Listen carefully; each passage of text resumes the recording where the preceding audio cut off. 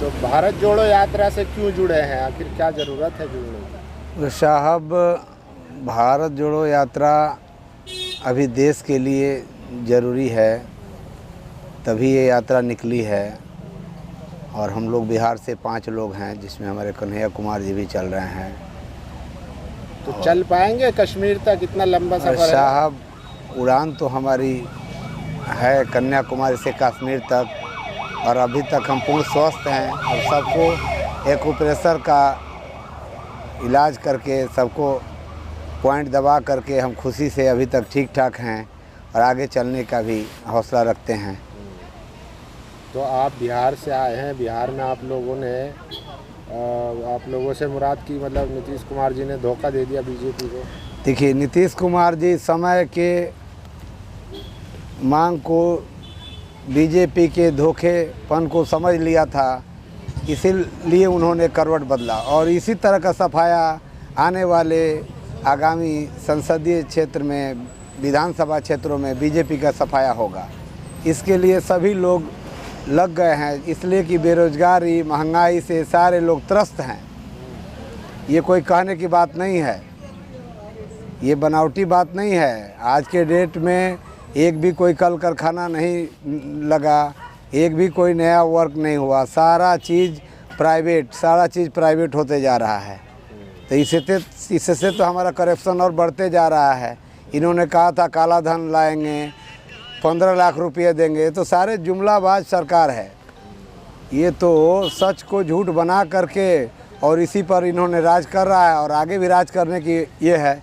Media वाले भाई, ये बात सभी लोग जान रहे हैं कि आज देश की स्थिति क्या है, ये कोई छुपी हुई नहीं है।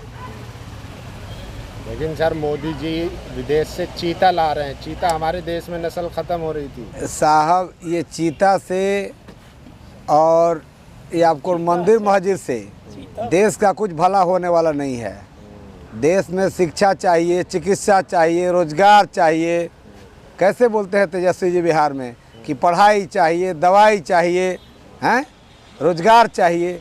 तो मेरे कहने का मतलब है कि साहब, इंदिरा आवास की बात आपने कहा, मैं 5 साल मुखिया रहा, पीएमओ से ऑर्डर करा के मैं ले गया 356 इंदिरा आवास, अभी तक नहीं बना। जब प्रधानमंत्री के ऑर्डर का डिसओबे हो रहा है तो आम लोगों की क्या बिसात है, आप खुद बताएं। ऑर्डर कागजों में हो रही है, लेकिन ज़मीनी स्तर पे कहीं कुछ नहीं हो रहा है। लेकिन फिर भी जनता उनके साथ बनी हुई है, लगातार जिता रही है ना साहब। ईवीएम का कमाल है। ईवीएम कहाँ से आ गई साहब? ईवीएम का कमाल है।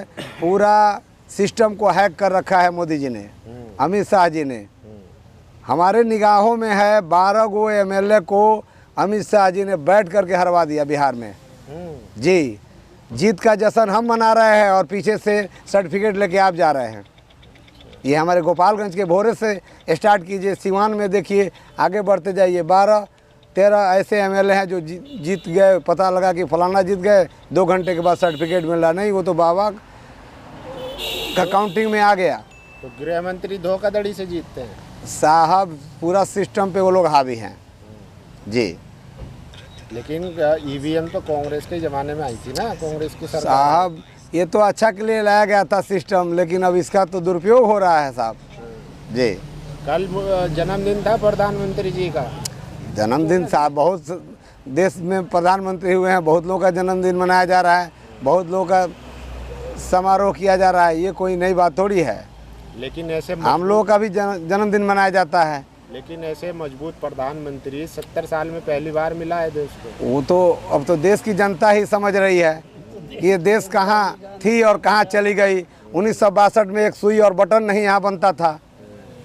कांग्रेस ने जो देश को दिया है वो भी सामने है, और जो इतने दिनों में मोदी जी ने जो दिया है वो भी आपके सामने है। आप खुद एनालिसिस कर लीजिए, ये हमारे कहने की क्या बात है। हम लोग तो गांव देहात से आते हैं, 5 साल एक प्रधान रहे, जो बिहार में मुखिया कहते हैं, ईमानदारी पूर्वक हमने काम किया, लेकिन वो तो सारी फाइलें में दब करके रह गया। लेकिन बीजेपी भी तो यही कह रही है साहब। अभी ऐसे गरीब लोगों का मैं नाम गिनाऊंगा आपको, चलकर ज़मीन पे देखिए, उसको आज तक राशन कार्ड नहीं है। बड़े बड़े लोगों के राशन कार्ड हैं, बड़े बड़े लोगों को इंदिरा आवास हैं। कहाँ सिस्टम है? कहीं सिस्टम कोई नहीं है, सब सिस्टम ध्वस्त है। तो इसके लिए मोदी जी कैसे जिम्मेदार? मोदी जी की सरकार है, मोदी जी जिम्मेवार है तो कौन जिम्मेवार है? हम जिम्मेवार हैं। वो तो अधिकारी प्रधान, हम तो नीचे से प्रधान है तो लिख करके दे रहे हैं कि फला आदमी को मिलना चाहिए, अभी तक नहीं मिला। जो लिस्ट मैंने बना के दिया था वो लिस्ट के तहत काम नहीं हुआ जी। तो बीजेपी भी तो यही आरोप लगाती है कि 70 साल में जो कांग्रेस ने किया है हम उसको अब साफ कर रहे हैं, सही कर रहे हैं। साफ क्या साफ कर रहे हैं? आप तो नाम बदल रहे हैं, राम सिंह के नाम पर श्याम सिंह कर रहे हैं। योजना आयोग का नाम बदल करके नीति आयोग कर दिया आपने, ये रोड का नाम बदल करके वो कर दिया, वो स्टेशन का नाम बदल के, यही तो कर रहे हैं आप, चेंज कर रहे हैं और क्या कर रहे हैं? इससे कहाँ देश की भला होने वाली है आप हमको बताइए। तो नाम तो आप कोई नया स्टेशन बनाइए, नया कोई एयरपोर्ट बनाइए, नया कोई यूनिवर्सिटी बनाइए, नया कोई हॉस्पिटल बनाइए, नया कोई कल कारखाना खोलिए, तब ना हम लोग का भला होगा। बनाया तो बुंदेलखंड एक्सप्रेस वे साहब, ये जो बात है रोजगार की, पढ़ाई की, दवाई की, जो हमारी मूलभूत सुविधा है वो हमको मिलनी चाहिए साहब।